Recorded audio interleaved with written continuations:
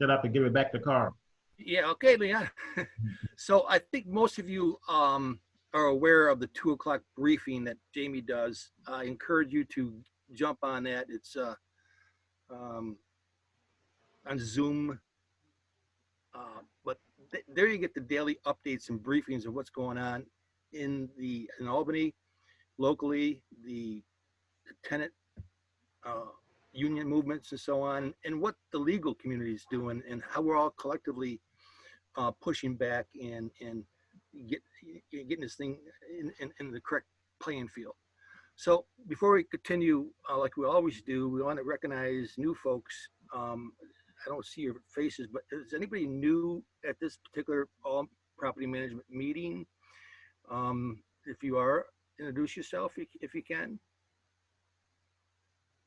I'm not sure. Ebony, you've been here before? And Jim. Everybody is muted, but you can unmute yourself to speak. Just Hello, bottom Marlene. left-hand corner. I was here a couple meetings ago. I spoke last time at the alternative investing, and I joined just about a month ago, I think. And yeah, I don't have anything. I don't have any apartments yet, but I'm just trying to soak in as much knowledge as you have, and hopefully get over the analysis process and get going on something. Welcome. Yeah, okay. Yeah, even now, especially now, holding back, and we're all kind of relearning all kinds of new stuff. So anybody else out there that's new to this particular meeting? I think Turowski, I'm not sure there, and that's it. I think everybody's done this before. Yeah, I'm sorry, I'm on a laptop without a camera right now. I've been to the morning meeting, and I've been in and out of FFREIA for years. I'm not new to this, but I'm new to this 7 p.m. meeting. Okay. Typically, this is all about property management. We share best practices. We all kinds of stuff. We share our best practices and things that you're doing that's working. This is more of a conversation. It's not like one person running the show. So the topic is attendee driven. Hey, Pat. And but a little bit later on, we're going to go over the latest potential laws that are moving through Albany quickly. That's really going to affect the financial position of your properties. And we should all be paying attention to what's going on right now. Before I go any further, I do want to introduce Beth Short. She's operations manager over at Gallagher Property Management. Outstanding, knows a lot about everything about property management and all the inner workings. I asked her to come on board as a co-host to this particular meeting. So welcome, Beth. Hi. Like to say anything besides hi? Not really. I know you're going to cover it all. I'm sure I'll throw in some 2 cents here and there. So Please. Just let me know. And the reason why I asked you to come on board is correct you when I'm wrong, please. Oh. So it's a team effort. This is different. So we can't really do that anymore because many of our best practices, our processes and procedures are constantly changing. So all that old stuff is basically out the window. So we're learning all this as we go forward together. And that's what we're trying to do here is share our how we've changed, adapted, adjusted to our operating systems. So I want to begin by asking anybody who wants to share their take on the rental landscape right now. What are you doing? What are you seeing in terms of stats, your rentals, collections, what kind of adjustments you made to adapt to this very pro-tenant environment that we're in now on top of a state of emergency? Anybody want to lead that off? Go ahead.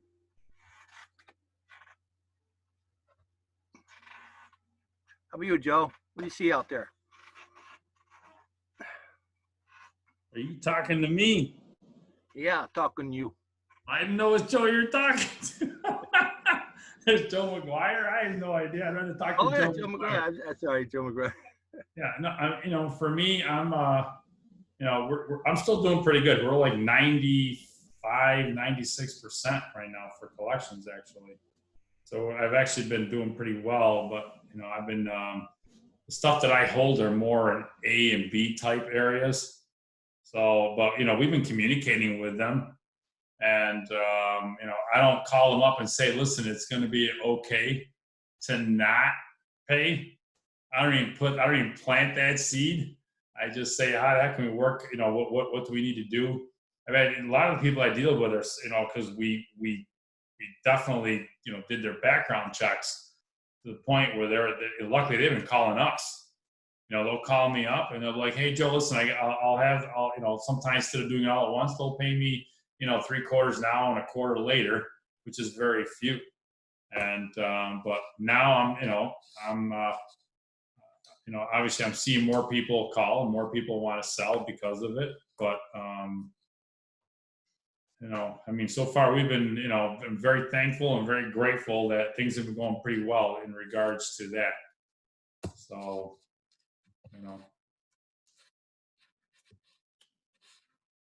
Oh, can you hear me? I can't hear you, Karl. Thanks, Joe. Zach, how about you? Well, Well, I got everybody paying, but I only got 2 tenants, so I'm going to chalk that one up as a win. And but this whole COVID thing is changing my investment perspective a little bit, and how the state of New York is dealing with things. So I'm going to start doing some research on investing out of state. I have family in Eastern Tennessee, and I'm going to go down there for 2 weeks and try to establish some relationships down there. My mother and stepfather live in Loudon, which is like 20 minutes southwest of Knoxville, and I will be attending the Knoxville FFREIA group meeting on the second Tuesday of June. So. Zach, you're a smart man. Well, I don't have a wife or kids right now, so it's a good time for me to try to change things up a little bit and go to a place where my dollar will go a little bit further. I've been doing like some of the houses I've been looking at, the taxes are 1/10 of what they are up here. So, and I'm currently working remotely, so I can work for anywhere in the United States. So I think I would be silly if I didn't take this opportunity to at least try. So, thanks, Zach. So, Yep. Let me give you my perspective. I noticed a shift in dynamics that I've never seen before. And it's kind of weird. Most of my properties are in the challenged areas, right? Partially assisted, paycheck to paycheck, that kind of thing.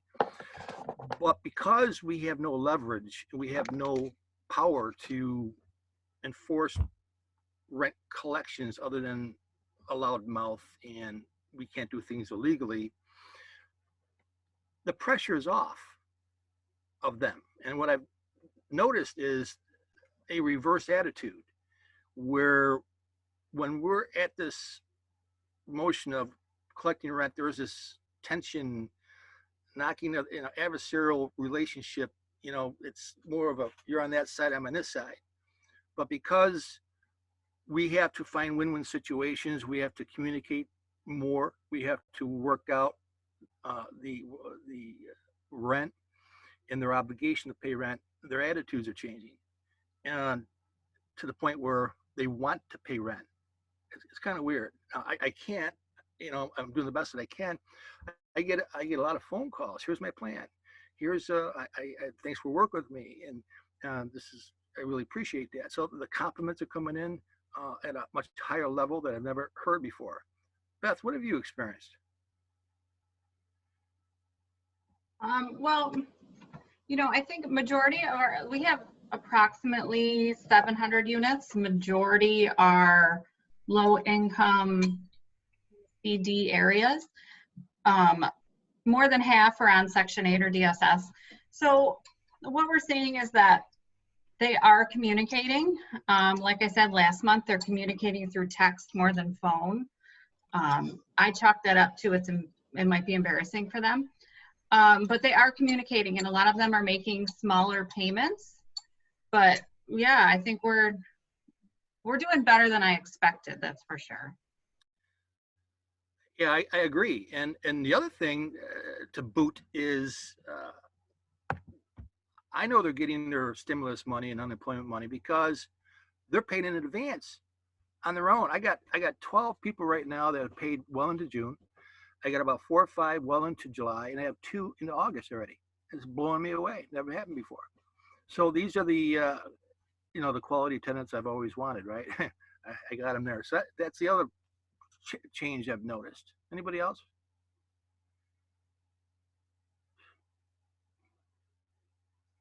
Where'd Marlene go? Want to chime in, Marlene? Hey, Carl, She's a shy one. we just found out a new thing where for those tenants that are not responding to you, we do tell them. Yeah. We send them a text stating that since we haven't heard from you after a few tries, your property could be abandoned and so forth. So we're going to come in and do a check on the property and make sure everything's okay. Sure enough, they call and text us. And these are for people who aren't responding at all. They're just completely avoiding us. Send letters. I can have someone go knock on their door, all of that stuff. They're just not responding. So the actual verbiage is, I think it's, hang on, I looked at it before. It says, if we don't hear from you by the end of the day today, I'll be sending a tech over to do a vacancy / a unit abandonment check. And let me tell you, they get back to you real quick. So, and a lot of them are just like, oh, I didn't have time to get back to you, but we talked to them about communication, but they don't want someone just showing up at their house. So that's gone a long way. Just another avenue to try to get compliance and get rents collected, since we're having a hard time. And then the more this is dragged out, I think it's going to get a little bit worse too, because I think the main thing is people's attitudes are getting worse and worse. People are getting more depressed and angry and upset, and that affects rent and everything. Look at the police volume. If we're following the news, local and out-of-state news, it's on fire. So that's all. Yeah. So, my concern is June, July. But my bigger concern are these bills that are on the floor, moving their way quickly through. So let me go over the most obnoxious one. I thought AOC was bad, but are you aware of the attempt by the local tenant union drafting legislation called the House the Homeless Act? Anybody hear that? Yeah, Pat has. It's so bizarre. I don't even want to spend my time on it, but let me give you an overview of what it's all about. Somehow, and by the way, those notices that came from RHA in the city about a month ago asking you about your vacancies, remember that? Everybody got that letter? Well, I think there was a reason behind that, because they were trying to find out, but somehow, I don't know who, thinks that there's a large population of managers out there that are purposely keeping their apartments empty. I'm not sure if we're in the business of not producing rental income. So I don't know where they got that from. They might have got it from that survey. Don't know. But it's absurd to think that. Think of it as a grocery store guy. He's got all his stuff to sell inside. He's allowed to be open. But no, I'm going to close my doors. Come on. So anyways, they think we have a homeless emergency here. And they're trying to essentially take our empty apartments and penalize them, give us a penalty if they're empty. And this is so bizarre. So here's this thing, what it is. The purpose is to impose a fee on the landlord who have units vacant for more than 3 months. And they're going to find out vacant units by tapping into RG&E, their system of accounts closed. It's bizarre, and so I don't think RG&E is going to go with that, but that's how they're going to find out what units don't have utilities. They're going to go to the property and verify if it's vacant or not. and that starts the clock. So here's the penalty. The 4th month empty, the fee or penalty is 1 month's rent. The 5th month is 1 month's rent plus 50%. In each month, it's crazy. This money is supposed to go into a fund to provide vouchers for homeless individuals. Bizarre. Stupid, right? So this was the tenant union's attempt in crafting legislation for the city to consider. It's quite laughable. I don't think it's going to go anywhere, but you see that they're getting the message out. It is bizarre, and that's all I got to say about it. Because I don't want to waste my time. But, any comments?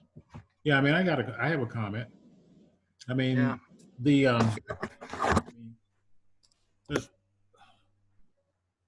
But that's the way a lot of these things start. They are bizarre, and they don't seem to make any sense.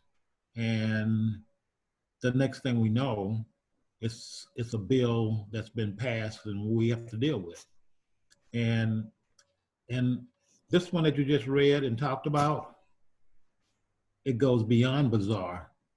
The fear is someone who confuses parts of their anatomy with, a hole that's in the ground out there somewhere. They had to clean that up a bit, So, but basically, what happens is they don't understand. They don't have a clue as to how things work. I mean, you wish you could just sort of do sort of a check on some of the folks who are in legislative positions and say, do they remember anything in 5th grade history and how laws and the government and those things are supposed to work? But yeah, I mean, I think that it is bizarre, but unfortunately, it's one of those things that takes up time and energy from us, and it's something that we really have to pay attention to, because before we know it, it'll be passed, and then we'll be trying to deal with it. And as you know, once a bill gets passed, it's almost impossible to get it off the books. They pretty much all stay on the books, is just whether or not to get enforced. I don't see how the legality behind it, because I just know that when I have a new employee in the office, they can't even call our genie and put something in our name or get any information until I authorize them. So how is the city supposed to get that information? That makes absolutely no sense to me. Yeah, I mean, I think that you're right when you look at it from an RG&E perspective, Beth, but I think that there are a number of other ways to find out whether a property is vacant or not. That is probably a lot more accurate than RG&E. And so they could always find another approach or way of doing it. So, I mean, people who, like Joe Lavabera and myself, we know one way that you can find out pretty much whether any property is vacant, but it's not physically going over there. But we're not going to tell them what it is. It makes life a lot easier for them if they just understood that basic principle. But it's so ridiculous when you sort of sit back and look at the amount of time and effort that we have to spend trying to address these sorts of things, like we don't have a job and work to do anyway. I want to keep this one at a minimal time exposure, Leon. But so this was an attempt to for the tenant union to try to craft legislation. This is their wish list. The city didn't do this. The tenant union did, for the city to review to see if they could do it. And this is probably where it's just going to end up right here about the RG&E thing. So in the statute, in the law, it mandates that RG&E provide the record. You're right. That's going to be a legal challenge, and that won't go nowhere. But we won't spend any more time on that. It's crazy. Hey, Karl. But yeah, no. Before you go, the one thing that they will check and the one that they use all the time is the water consumption at the place. That's what how they normally check to verify if anybody's there or not. Okay. Now, if you've been following Under One Roof for the past few months, 2 months, we have heard and digested a number of bills. And again, like Leon was saying, were poorly crafted. They were thrown together. They were put together by people that don't understand the business, and they have no business of being in the business, right? And don't realize the consequence or the result of these bills. And so fast forward to today, and because right now time is of the essence, because the chambers are back in operation again. They just came back a few days ago. They're here for a very short time. So we're going to cram this stuff through the legislature and try to get some bills up to Cuomo. So we're going to address two of them. One is very pro-tenant, and we have credible a reliable rumor on the ground that this will not get passed. But let me just give you the overview. Pretty substantial here.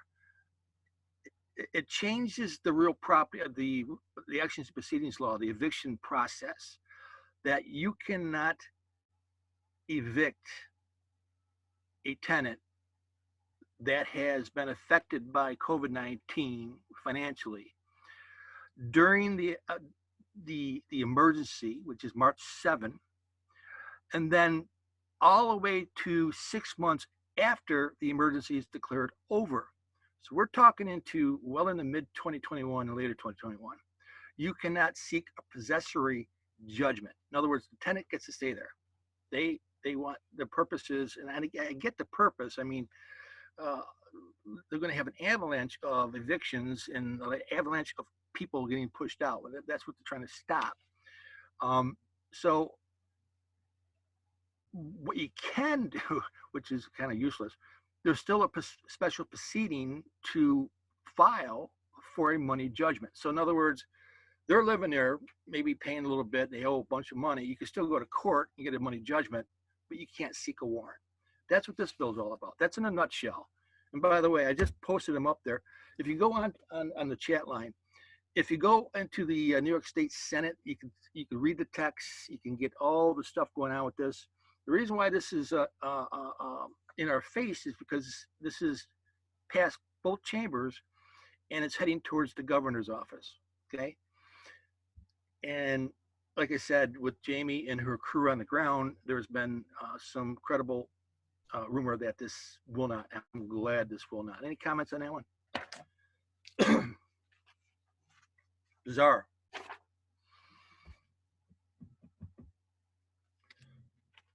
Let's get to the one that rumor on the ground is going to pass. Now, there's some good things with this, not some good things with this, but it's better than, I think out of all the bills, I think this is one that's swallowable, if that's a word. Let's go over this. That's 8419. It's up in the chat line over there. So let me kind of go through this. This is the Emergency Rent Relief Act. And this is for tenants who've been affected by, well, actually, it's for eligible households between the period of April 1 and July 31. And they define an eligible household as being with an income below 80% of the area median income, and 2, has a rent burden both prior to March 7 and at the time of application. Well, that's ambiguous, right? Prior to March 7. Well, when prior to March 7? December, January? I don't get that. But the where is it? Rent burden definition is that their rent is 30% higher than their income. And then they define income in the bill, a whole slew of things that constitute income, which is primarily everything except for a few things they have taken out. For example, employment from children and things that are obvious. So they look at all income, SSI, DSS, everything. Then going on further, so the good part about this is that there is financial relief they're going to establish $100 million, which is funded by the federal government, flows through the state, and it ends up in the Commissioner of Housing and Community Development. He's going to designate a entity to handle that whole process, by the way, whereby the tenant can apply for a voucher paid directly to the owner for the rent that's missing. Here's the problem. The applicant is the tenant. And I think, and not only that, they have a whole bunch of things that they have to, it's an administrative nightmare, right? It's a paper trail, and tenants, got to get all that stuff done. They have to prove the rent burden, their loss of income, a lot of stuff, a lot of documentation. So I realized that I'm going to have a new job. If this goes through, I'm going to have a new job as a manager. I'm going to be a voucher assistant counselor. I'll be, right, Beth? We're going to have to hold their hand through this process. That's a whole job we're going to have to do. To rely on the tenant to completely go through that whole thing, and some will. All right, but I think a good part of these folks will, it's for the landlord. Why would I know I got to pay. It's too much trouble. Forget it. I'll just move. So there's the downside to that, but still there's money in place for that missing rent. The applicants don't have to repay that, and the commissioner will establish prioritizing the households as to who gets that and under what criteria. So that's that bill. That is tomorrow, I believe, is going to be approved by the assembly and then go to the governor's office. There might be some tweaking with this, some amendments with this, don't know, but we might be dealing with this soon. Any comments or questions? Now, Karl, I will say that from what I understand, Catholic Families is going to be kind of the liaison for everything. So we've already talked to them and already have tenants kind of on their waiting list per se until the funds are released. Last week we were on a call with Gary Kirkmeyer, and he was talking about another program that's coming out, and the city's getting like $2 million to keep people out of homelessness who are gonna be in eviction because of this. And that's a whole nother process, and that hadn't been finalized yet. So I know that's coming too, but I do know the secret key is Catholic Family Center right now, because they're gonna have majority of the funds. Right, now what Beth is talking about, it's a separate fund, which, by the way, it's a continuation of the funds they've been doing for years. They've already been set up doing third-party assistance, and CFC is the lead agency, but that's just a refunding of what they ran out 6 months ago. And so the process, and we've all been through the process, Beth, of the paper trail of getting that third-party assistance for eviction prevention, that kind of stuff. That's going to be well underway, and I believe they're calling it Project Uplift, possibly. Not sure of the name just yet. Do you know when it starts at all? I don't. Gary had no idea. Didn't he say a couple weeks, I think? I want to say he said a couple weeks. They were waiting for like the logistics to be worked out, but he didn't know. Good point. I'm gonna contact. I have some contacts at CFC. I'll call them on Monday and try to get an update with where that's going. Are you aware of any third-party funding right now for back rent? We have actually contacted a bunch of agencies, and there are ones out there that are helping, but they're so understaffed right now because they're not really working, and the ones that are working from home. So they're kind of shut down. So hopefully when they go to the next phase, there'll be more back. But I do know Catholic Families helping people right now, but again, it's just on a limited basis. That's backwards. That is backwards, right? So one of the things that I did a week ago, about 12 days ago, I sent out a 4-page packet, which the cover letter was, all that nicey stuff. And then I gave them a list of the agencies in town. I had the entire list of third-party agencies that have, and Beth, I can get this to you, that they can go to for help. And you're right, they're understaffed right now. It's phone call only, and they're not really.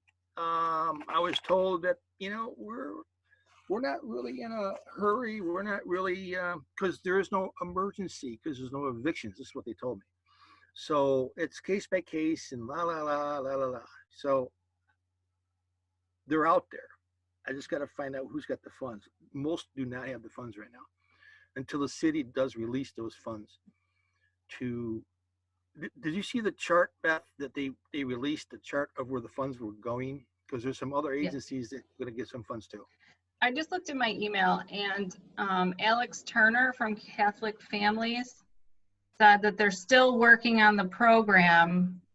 They're getting it ready to go for the summer, and with such a large demand for rental assistance, they just added us to the mailing list. So I can put his email in the chat.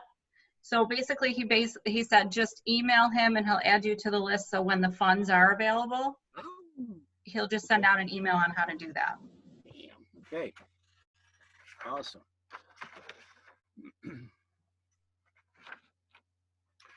When I mailed out that packet, I also mailed out the that one-page flyer that Jamie produced, where the NAA broke down the dollar bill for rent. Remember you saw that? So all my tenants got that, so they understand where all the rent goes for every dollar bill of rent. So it was just to help educate them a little bit. Any comments or questions with what's Karl, can I just interject real quickly? Yeah. I mean, basically, one of the things that we're looking at starting to do is to place a lot more information on our website. So maybe the chart that you were just talking about, Beth, is maybe something that could go there. And maybe we can do something along the lines of structuring it so we can put all the landlord support stuff. Now, with the way it's structured right now, it's a little bit different, for sake of better words. Okay, I got my symbol. A little bit different than maybe the way Freedom First is set up. So we have to do a little bit of tweaking there, and we're in the process of doing some of that. But I think that we could put it up on the website just so that everybody gets a chance to see it. I mean, we're not necessarily all about having members as much as we're about adding value. And so by doing something like that for folks in general, we're adding value to what it is that they can get just by going to our website. So we'll talk through it. Beth, if you send that to Susan, that'll be very helpful as well.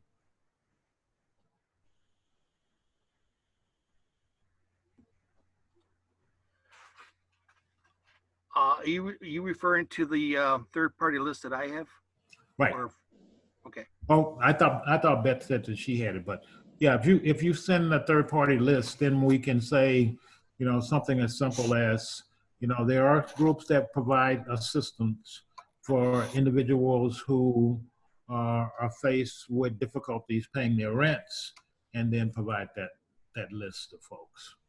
I mean, like you, Karl, I mean, I make my tenants aware of it, and that here's the number, go here and, talk to the people. And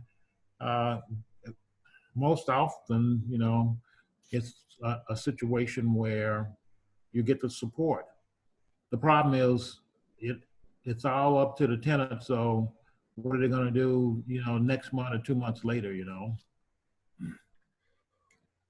Well, I wish I had an intern. I don't know if there's somebody who can do this, but I didn't have time to do it. I've got the name of the agency, but what would be nice would be a contact item, such as a phone number and an address.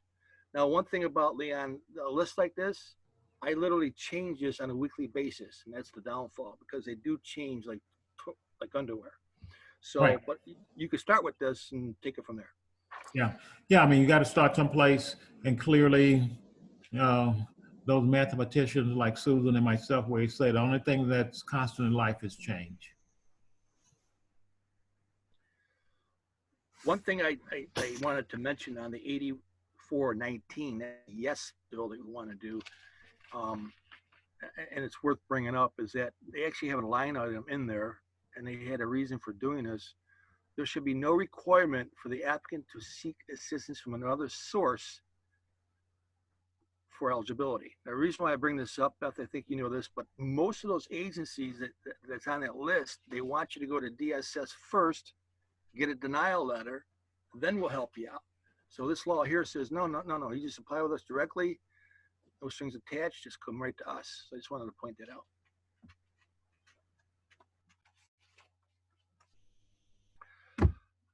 Hey, Gary. He's still smiling. He's frozen in time. Hey, Karl. How are you? Hey, good. You just got here? I did. So tell us about, we had a little session of what's been happening with your little empire in terms of changes, adapting, rent collections, your relationship with your tenants. I mean, we're in a whole new world right now. What are you seeing out there? Well, we're seeing a good share of people that aren't paying, not being responsive to any kind of communication. You know, it's probably about 15%. You know, maybe that's even a little high, but you know, it's a few. So, you know, it's you know, just something I think a lot of us all are having to deal with. Unfortunately, there just really isn't much we can do about it. Kind of makes you. Have you noticed any tenants in your little empire, you know, taking advantage of the situation? Or I'm sure you got all quality tenants in your houses. Well, I would say yes. There's definitely ones taking advantage of it. In my personal units, I've got one guy that's kind of, you know, playing me, right? Oh, you can't charge late fees. Oh, I'm going to use my security deposit, and he hasn't paid me in a little while. Fortunately, his lease is up at the end of July, so today I sent him off a letter. He's been there a couple of years, so I got to give him, you know, ample notice that I won't be renewing his lease.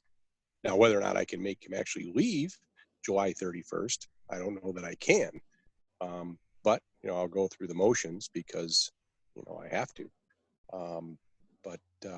You know, on the larger apartment building that John and I are undertaking here, you know, there's some people that, you know, we just don't know. We don't know their situation, if they're just, you know, they really are not receiving unemployment yet, or they haven't gotten their stimulus check, but they're just not paying, and they're not communicating. So, you know, you don't really know, you know, what the situation really is. So you just gotta. So, Gary, Beth has a process that's working very well in communicating. You want to remind us again, Beth? Gary, so we've been communicating majority through text because we find that they're responding better. But one thing that a friend of ours kind of gave us a little tidbit on that worked for them is they're texting the tenants that are not responding whatsoever, and saying, if we don't hear from you by the end of the day, I'm going to send a tech by tomorrow to do a unit vacancy / abandonment check. And we've done that to 3 people, and all 3 have texted back within a minute saying, no, I'm still here. And then you can actually start the conversation with them. So that has worked very well for us. I like it. Awesome. Yeah. In the same line, Beth, now I do it a little bit differently. I like the personal one-on-one kind of thing. So last month I did it, and I'm going to do this tomorrow. In the next 3 days, I pick out the tenants that have not communicated nor paid the full rent, and I pay a visit to the door. You know, I want to get their story. I want to see what's going on, and I want to see if it's vacant or not. Right? You want to see what's going on. Last month when I did that, I did that little roundabout. I found 2 empty. You know, they up and left, never said anything. So it's a security check, a vacancy check, an attitude check, and last month, as you remember, I gave you my report. Brandy, what are you doing? there were 3 that paid on the spot. And well, what happened? Well, they didn't want to go into the public because they were concerned of their health, and so, but they never called, right? So, so I'm doing this again because that's my style and plus it's good that you send a tech, but I do it personally. I believe the property manager should be the one doing that, not a staff person. And then that's where I put on, if there's no response at the door, I got the same thing, Beth. I have an abandonment notice, and I shared that with you in the past. And the language is in there, like it appears to have been abandoned. Here's what's going to happen. And you're right.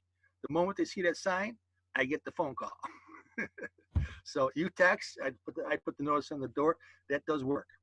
The notice does work, and half the time they're yelling at you because you invaded their privacy by putting a note on the door. Like we use a bright orange or bright green paper, and they're just pissed off that there's something on their door and now their neighbors know their business. But it worked because it prompted a phone call. That's all we wanted. Bingo, bingo, bingo. Yeah, I never had a rebuttal on the abandoned thing, but I did on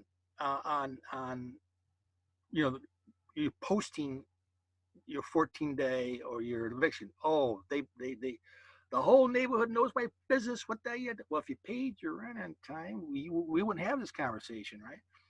So, anybody else chime in? Now, Karl, just a question that was in the chat. So somebody said they didn't understand the legalities regarding the landlord legislation, eviction moratorium, and the forced use of security deposit. Now, I don't know if everybody knows, but they did say that a tenant can use their security deposit to pay for rent. We all think that's crap because security deposit is for damages. But we have 700 tenants and we have not had one person asked to do that. So, yeah. And I think much of that has to do with awareness, Beth. As the word gets out, as they learn of this, they will, and they have to come to you. They have to ask you. We don't have to offer it to them. They have to come to you. And so here's the thing. They've already used the rent, right? If they're 1, 2, 3 months behind, the security's gone already. So it's a moot point in my opinion. But we'll see how that all turns out soon. I think it was just a feel good thing that Cuomo did. He did mention in his order that it is a payback. You pay back 1/12 of that over 1 year's time. Yeah, sure, right. I don't get it. These guys are not managers, right? These politicians are not managers. They don't know the real world. We don't know their world other than what we see on the media. There you go. Another question on that. Thank you for the email, Beth.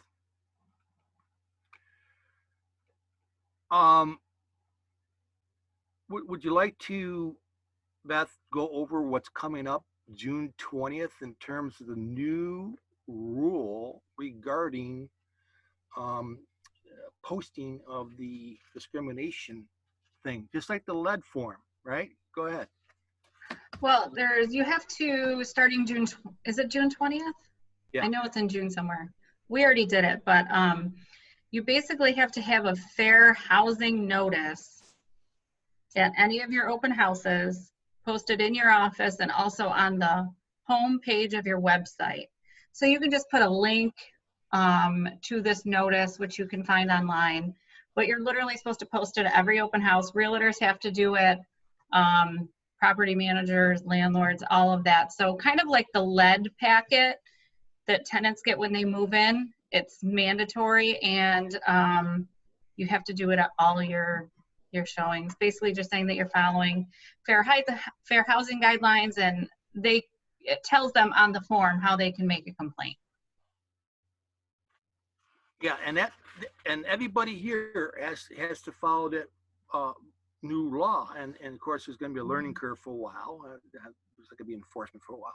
So, and they actually have this form already done, and it's on the New York State Beth, where is that? The New York State licensing? New York State somewhere. It's not on the New York State website. Yeah, it's probably Department of State. I know Jamie Kane has it on her page. You can always go find it there. That's where we found it. It came through on GRAR as well. If you're on the Gotcha. GRAR website or webpage, it came through. Right, the round table /R, whatever that is. At the bottom of their website is a massive amount of resources. It's like growing every day. It's great. And you want to spend some time in there, I encourage you to do that. But that form is in there too. They have released it. That's the posting form, but we don't have the signature form yet, Beth, right? We don't have that yet? No. But it's coming, should be coming out. But the state's supposed to provide the papers, the things we're supposed to be doing. We just have to do it. So it's a posting. So yeah, in the kitchen of all my showings is going to be this thing right up there, maybe near the door. I don't have an office per se, not a website per se. And then we have to, upon a lease signing, there's an affidavit that acknowledges that we have given it to them. Correct, Beth? Yes. Just like the little, okay. So that's another thing that we have to do, another form we have to do. Again, very similar to the lead law. And right now, we're just giving them one piece of paper pretty much, right? Where the lead law, we're giving them a pamphlet, right? Mm-hmm. I'm trying to find it. If I find it, I'll post it. Awesome.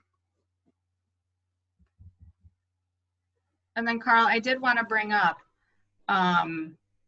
like I said earlier, last week we had a Zoom meeting with Gary Kirkmeyer and some other people in Rochester, and it was labeled moving forward. So he was talking about when the city's going to reopen, although he didn't have a date, but a little tidbit for everybody, which has not happened in the past, is if you have violations on your property and you fix them on the inside, and obviously inspectors aren't going on the inside right now, you can video or send pictures to the inspector and they will visually pass it. Now, they were talking about having a tenant sign an affidavit that they agreed that the work was done, because, you know, I could take a picture of a floor and say it's ABC Avenue D, but it really isn't. So that's something they're talking about. So I would suggest contacting the inspector and asking them what kind of pictures, do you want to FaceTime, that stuff. But they are trying to be accommodating for interior violations and clearing them. And, you know, Karl, I'm sure you do, as we do, is sometimes you don't get paid unless you don't have any violations. So we haven't done any yet, but we do have our inspection guy talking to the inspector on how they want to do it. So it's just an option.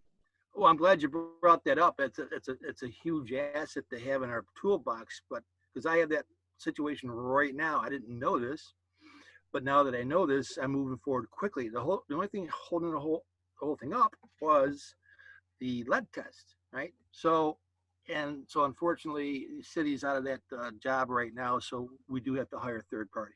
So we hire a third party, do the video, we hopefully get the case closed, and then we can move on and get our rent collected. Yeah, good point.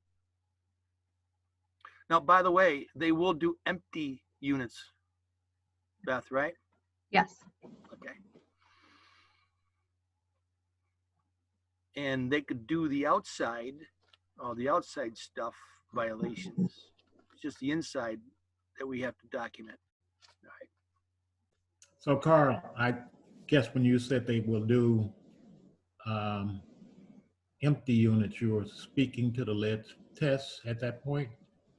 No, the interior inspection and or the lead test. Okay. For obvious reasons. Right. I just had an appraisal done today, and you know they had their little, you know, meeting the lady, said, "What's your protocol? Tell me what's your protocol." You know, well, you have to have a mask. Gotta have a mask. Okay. So they went well today. Anybody else want to bring up a topic before we move on?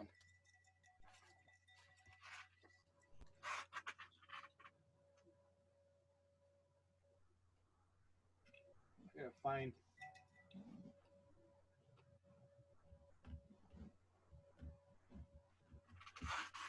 I think I gotta look something up here. Bring a subject up, will you?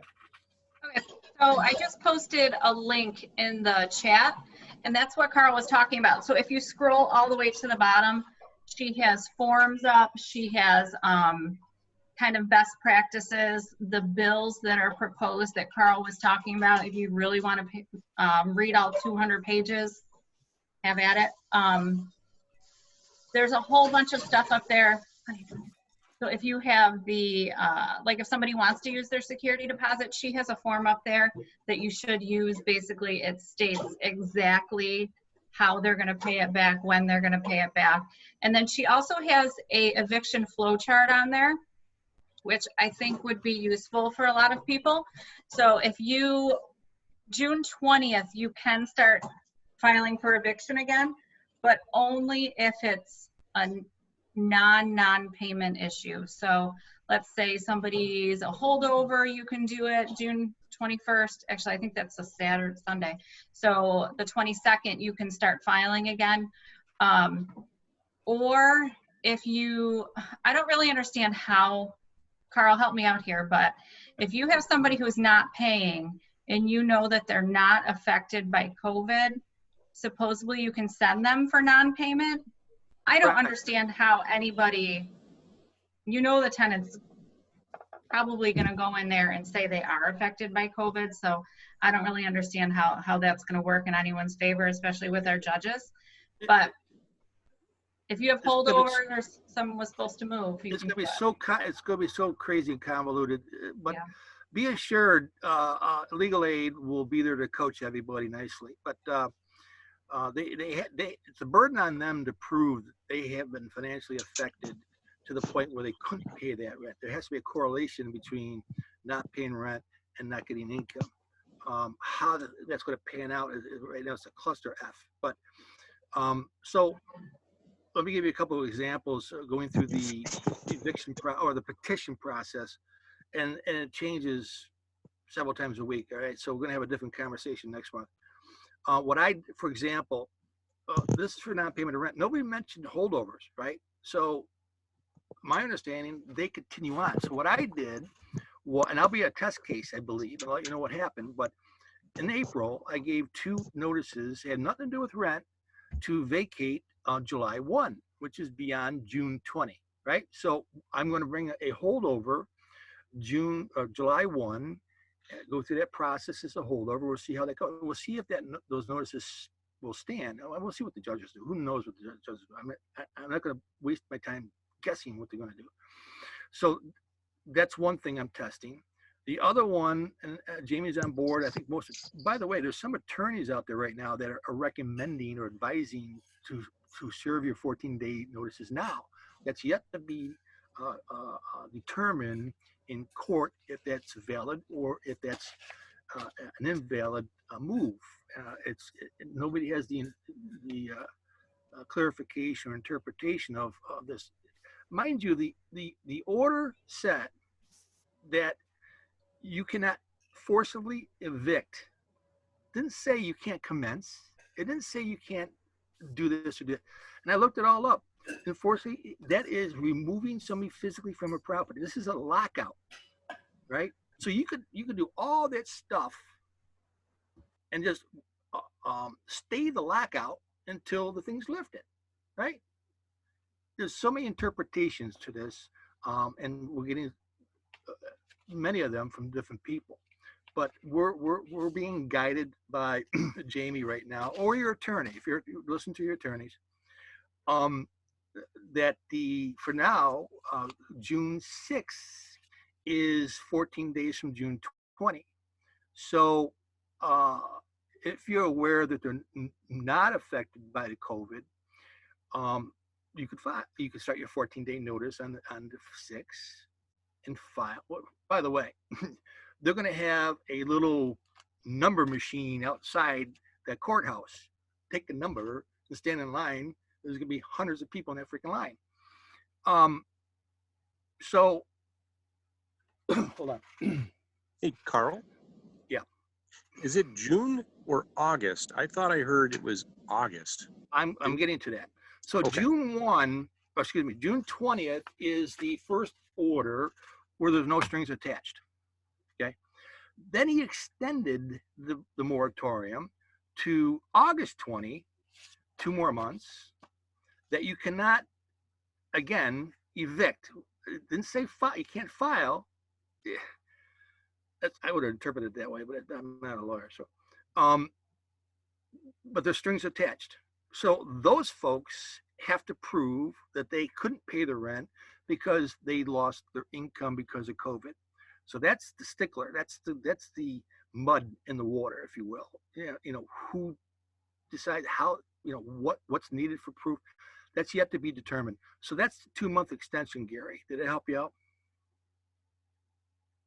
So you can file and get the actual eviction, but the actual date that it can't be put out is kind of what you're talking about. So you can actually, as long as the courts are taking the court dates, you can go through the process, have them served, get a court date, go there, but you can't actually remove them from the property. I think that's what you're saying, right? That's how I would interpret that. That's how a lot of reasonable people would interpret that, but there's a lot of attorneys that are looking at that differently. We don't have direction from the courts or from the administration on those details. Right now, it's a guessing game. Do we know when the courts are going to be open for taking? They're open now. They opened up this last Monday. Did everybody know that? No. They opened up Monday. Very restricted. You have to, the employees show up and everybody show up. If you're a non-employee, you're going to have a COVID screening before they'll let you in. Now, what that is, I don't know. And I haven't been down. Has anybody been down there this week? Joe, anybody? So I'm going to test those waters next week, Gary. Just pop on down there and see what it is that's going on, because I think you have to have legitimate business to get in. So either looking up records or filing, or, as a landlord, you're not an employee. And by the way, they consider attorneys officers of the court. So they're considered not an employee, but not a non-employee. Okay. So attorneys and litigants and all that get in. If you're up there filing, or I look at records, and I'm going to find out that process next week, but the doors are open. Do you know if that's statewide or if that's just Monroe County or the city? Great question. I think that's statewide, Beth. What is that? No, I think it's statewide, but New York City is hearing eviction cases right now. They're clearing their backlog, which I think is crazy that we aren't. Great. So we can engage the process server to start serving the paperwork at this point. Go get a court date. No, not till June 20th. But remember, if it's a new case and it's payment related, you can't until August 20th. Oh, yeah. Well, so I'm going to test the waters there, right? So that's the gray area. That's the unknown. That the condition for those 2 months as the tenant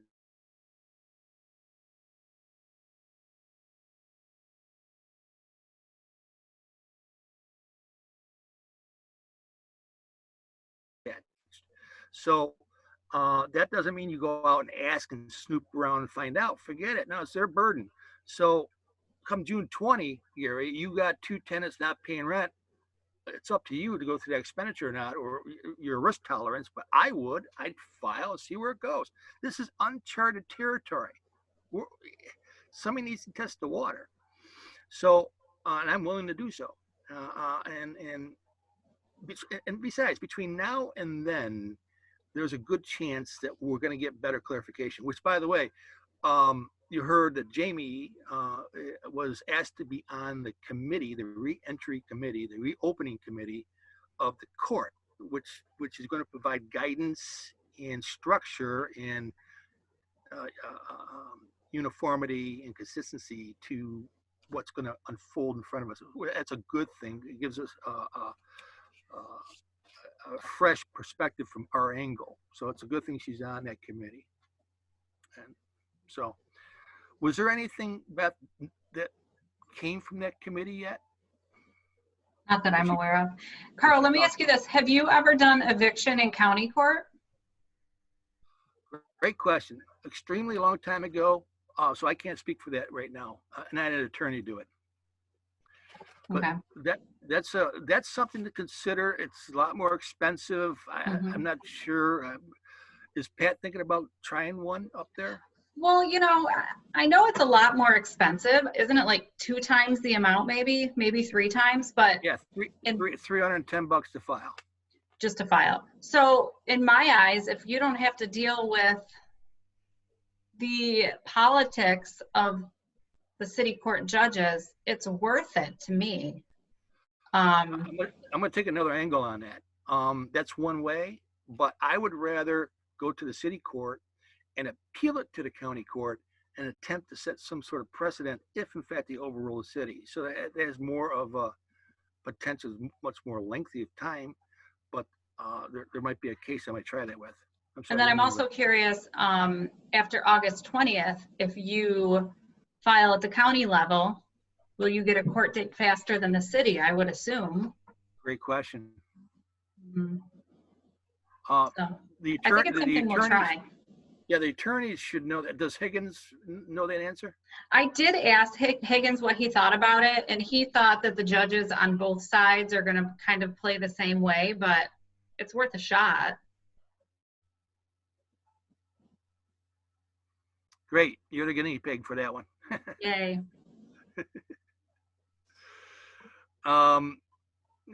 There, Scott. Welcome aboard, sir. Karl? Yeah. According to the Daily Record, the county clerk's office will resume in-person services on June 8th. Awesome. That's the clerk office now, right? That is correct. June 8th. Everybody get that? That's awesome.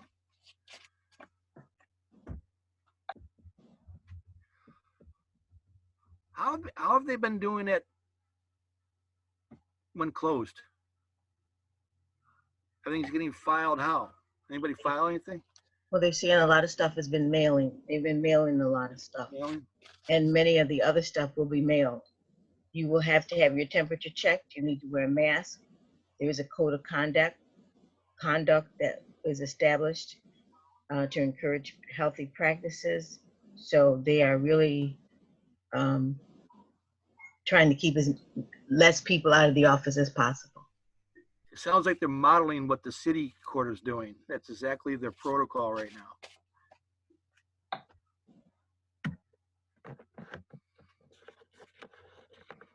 Karl, Jean had a question on the side. Yeah.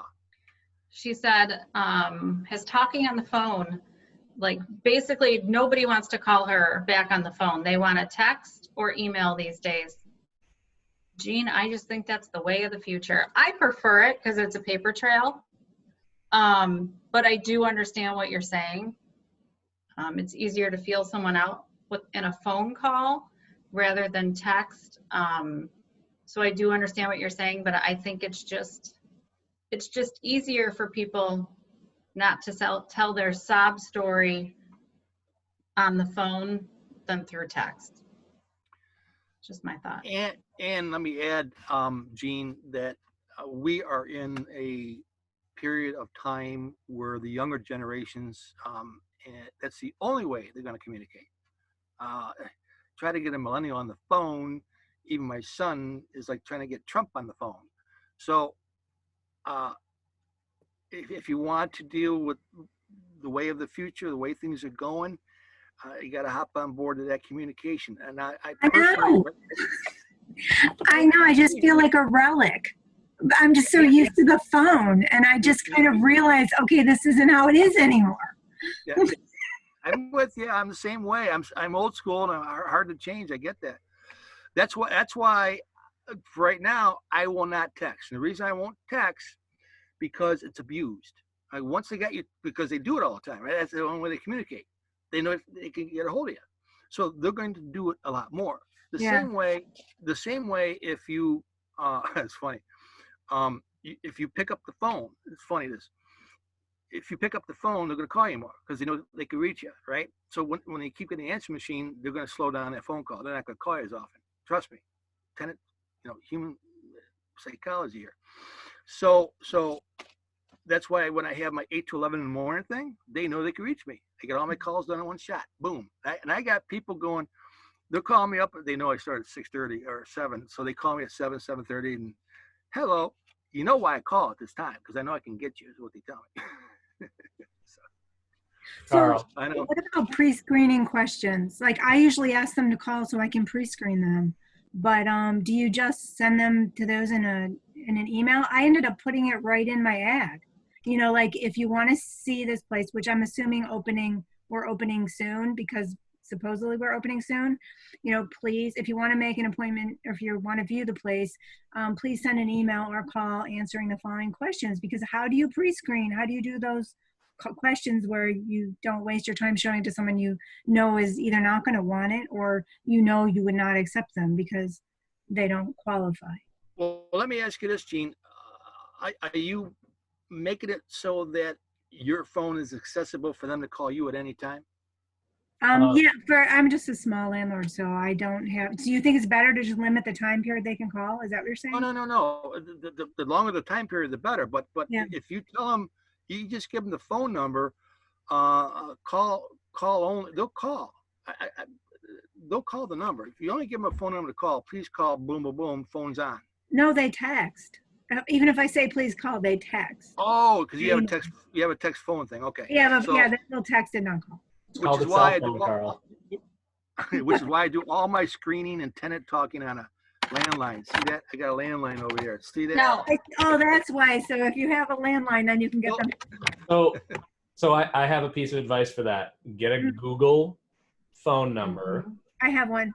And just use that, and you can just turn the ringer off. You can set it so it won't ring after a certain time, and they can leave you a message or text you, and you can get around to it when you get around to it. I'm just saying pre-screening. How do people pre-screen? Because doesn't everyone have a few questions to ask before you make an appointment? Well, Gene, what we've done is ever since we used to just do open houses. So we would post, 11 to 11:30, we're showing this property. But then COVID hit. So what we've done, which we are not going back to open houses or in-person tours at all, call it impersonal. I don't know. But what we've done is we do a virtual tour, literally just walk through with the iPhone, do a video, post it to YouTube, and then you put the YouTube link on Craigslist. And then they can apply online. But in your case, if you're small time, that's fine. You could have them email you and you could email them the questions and the application. And then we don't physically show them the property until they're approved.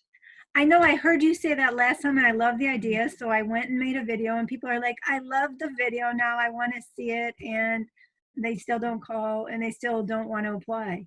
If I were you, I would respond to them and say, I'm going to email you the qualifications. I need you to send me A, B, C, and D, fill out all of these things, because you're just going to weed out the people who are going to waste your time. I know, things are different than they used to be, and I'm just trying to get up to speed, because it used to be you could call people and ask all this, but now you just have to do it in it, just give them the questions. Well, I put it right in the ad because I'm thinking that's going to weed out a bunch of them. Yeah, but I'm going to tell you right now, Gene, half of them don't read what you write in the ad. No, I know that they too. don't. I know that too. They don't even read the email when I say I want you to call me. They don't even, that doesn't even compute. And I think the best way to weed out the, excuse my language, but the time wasters, the time drains, the people who are never going to follow through, is to have them go through all these hoops. And the people who are at the end are probably the people who are going to communicate, who are going to pay on time, who are going to have their landlord references available. So I know, I just don't get the hoops as well as I used to, because now they're different. So now it's like, okay, you just send them the questions through email. But I'm thinking, I don't want to have to type this every single time. And you probably have a system set up. Yeah, but open a Word document on your laptop. Just copy it. Copy and paste. That's literally, I mean, think about it. You can always direct them back to the ad and say, now look at the ad and answer those questions, and then we'll take it from there. I mean, I just kind of think of it as if you're going to apply for a loan at a bank, they tell you what you need. And if you don't turn in everything, they're not going to process the loan. Yeah, it's just trying to figure out what people nowadays will do because they don't do what they used to do. I can answer that. Okay. You have a 4-second attention span to get your point across and tell them what you need. And if you can't convey it in 4 seconds, it will not happen. That is marketing 101 right now. 4 seconds is all you get. Yeah. But you do it through email, and if they blow off what you say to them, then they're done. They probably did you a favor at that point. No, I know. It's just different than it used to be. I'm more used to the questions and that, but I'm used to someone calling me, asking pre-screening, then taking it from there. But now it's like they don't respond to things I email them or text them. They just are choosy about what they want to answer, and then they don't, they just even blow off half of what I'm saying. But I just think that's the wave of how things are now. But like you said, I guess that's the new way of screening is if they do blow it off, then the answer is not what you want to hear anyway. Mm-hmm. All right. Well, thank you.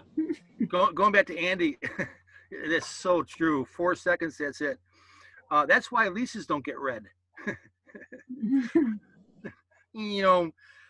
But it's so often Craigslist and wherever you advertise, and keep it simple. But even when you keep it simple, it's clear as day. I mean, no dogs allowed, or no wash and dry hookups. There's no driveway, or it's a 2-bedroom, and they email you back. How many bedrooms is it?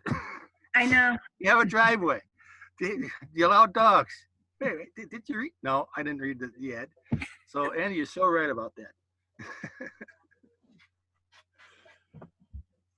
I mean, it's interesting listening to Jean and some of the items that she had. I mean, basically, and I agree largely with what Beth was saying, and that is the people that are not responding are probably people you don't want to talk to. Yeah.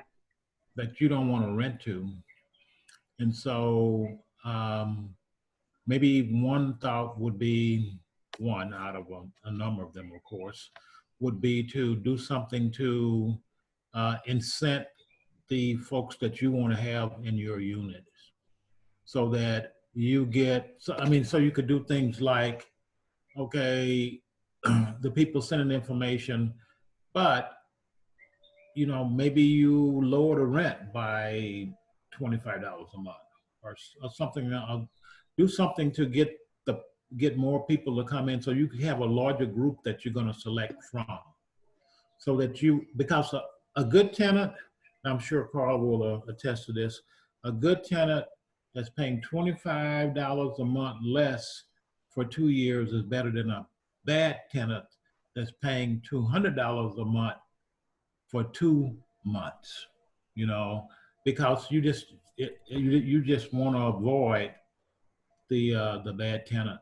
And I think that's probably the reason why you're being really cautious. And I think that's probably the right thing to do. I really think it's the right thing to do. I don't mind missing a month or 2 rent. I've been known to have a property set vacant, and maybe that's part of the reason why some people come up with the rules and things that they were talking about earlier.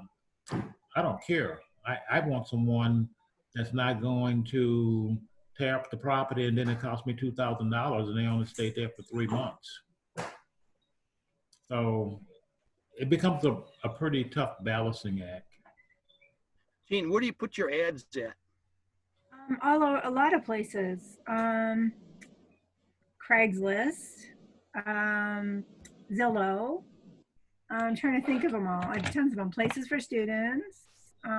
Everywhere I can think of. I have other places too. Do you have any suggestions? Do you hear of Dumper yet? Zumper with a Z?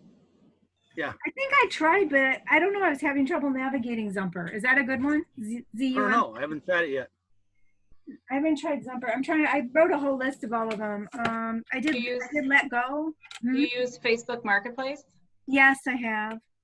That's where I got a really weird inquiry. This guy is like, and the thing I don't like about that is I have my own identity. I don't really like that much about it, but I did put it on there. But this one guy's texting me or messaging me asking for half the price, and do I Yeah, include? you will get some of that stuff, but you should make a separate Facebook page that is not linked to you at all and name it like Jean's Rentals or something.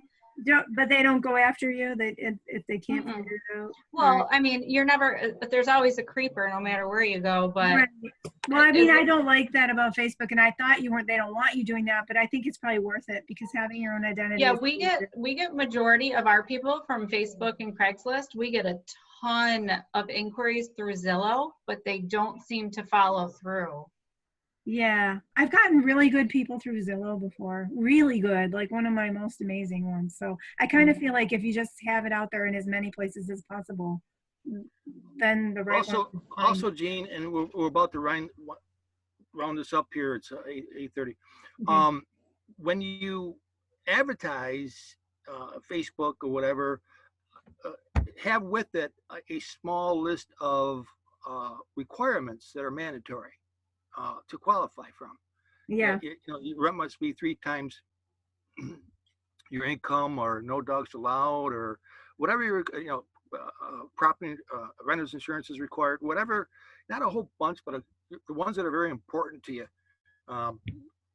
So once that you do a criminal check, or you whatever they are, because they're going to self-screen themselves when they see all that stuff. If they read it, if they read it, right? They'll self-screen if they read it. So on Facebook Marketplace too, if you have a business page set up on Facebook, you can post to Facebook Marketplace as your business, and it completely anonymizes you. They can't see who owns the business. They can't see any of that stuff. You just say, rentals XYZ, here's the business phone number, and you post as that entity every time you post into the marketplace, and you're fine. They cannot. I see. Yeah, for some reason I haven't figured out what to press to do that, because I do have a different, page on Facebook, but I haven't Usually figured out how to do it it. gives you an option at the bottom. There'll be a little icon, and there'll be a drop down box, and you click the Okay. icon and you pick your business. I'll have to try that. Okay, that will be helpful. Any last minute questions before we wrap up? I just want to point out that David is still smiling at us, and Scott Spear hasn't checked in yet. Scott's cranky because I kicked him out of the meeting because I didn't know who he was because he didn't use his account when he logged in. Oh, you kicked him out. Not a guy you want to kick out, dude. Did he sign off? He did. All right. I'm on. I've been stalking you guys for like the last 30 minutes or so. I was doing a Eagle Scout border review from 7 to 8 and then jumped on with you guys, and I've been listening. So Nice guy. thanks. Well, we're about to wrap this up. I appreciate Beth. Thank you. By the way, looking at the calendar, when we're going to meet back here next, it's beyond June 20th. So we're going to be in a whole different world, unless it's extended. But we're going to have all kinds of different stuff to talk about on June 20th. Any last minute words, Leon? Oh, you're mute. Your mute's on. You mute. We're gonna come to you for all the answers. Well, no. We're in a time we've got to share our answers because we're learning all this stuff new again. Well, yes, I agree, but that was sort of, tongue in cheek sort of comment. But yeah, it's going to be substantially different when we come back next time. I don't have any special specific words other than, those things that you were saying before, and that is life is changing, and we need to go back to school and begin to learn some of the things that's going on now, because it really is challenging, because our breadth of what we're doing now is so much broader. And as a result, we have only a certain amount of time that we can spend doing the landlord support component of things. I mean, it's true for Scott, it's true for Joe, it's true certainly for me. Today I was saying, oh my goodness, I got to get home because I'm working on a rehab. I got to get home because I have the meeting coming up, and so it's almost like a distraction. But at the same time, it is one of the things that says we really need to focus on these things that are going on right now, because they can change real estate investing as we know it in New York State. And I'm going to have to talk to Zach a bit. I think he's off the call now, because I do some stuff down in, oh, he's still on the call, some stuff down in Alcoa, Tennessee, okay, right in the neck of the woods that he was talking about. And so can maybe give him some input and thoughts about that. So you always get valuable information that you would never think of in one of these calls. I'm sorry, Leah. Last thing, I just put it up in the chat spot. We didn't cover it, but New York State has you've been affected as a landlord. They have a landlord loan up to $55,000. And they give you a list of the requirements. If you've been affected with COVID, that affected with not paying tenants and this and that, and there's a whole list here of pre-application going on. It's on that website right there, connect2capital.com. I didn't have time to go over this, but it'll be all right there for you on the website. But finally, they have a business loan for small businesses. If you're a property management company, if you're a private landlord section, there's another section, I forgot what it is. Hold on. Landlords, yeah. So if you are having a whole bunch of tenants or some tenants not paying rent and you can't pay bills on your property, you might want to look into this thing. All right, that's it. We got to go. We got to say bye-bye. I'm gonna steal your thunder for a second, and I'm gonna do my pitch. Go ahead. Everybody on a call needs to join FFREIA. Nobody gets paid to do this. I know we already went over it at the beginning of the meeting, but it is a tax deductible membership for your business, whether you join as a vendor wanting to do business with other members, or whether you join as an individual or a partnership. It's less than $200 a year, and the savings on paint and the rebates you can take advantage of from just one of our vendor partners, Home Depot, more than pay for your membership in full. So you should join if you haven't. I'm done with my spiel. Thank you, Andy. We're going to see you all together. See you next month. Good night, all. Good night, everybody. Thanks. Later, bye. Bye-bye. Good night.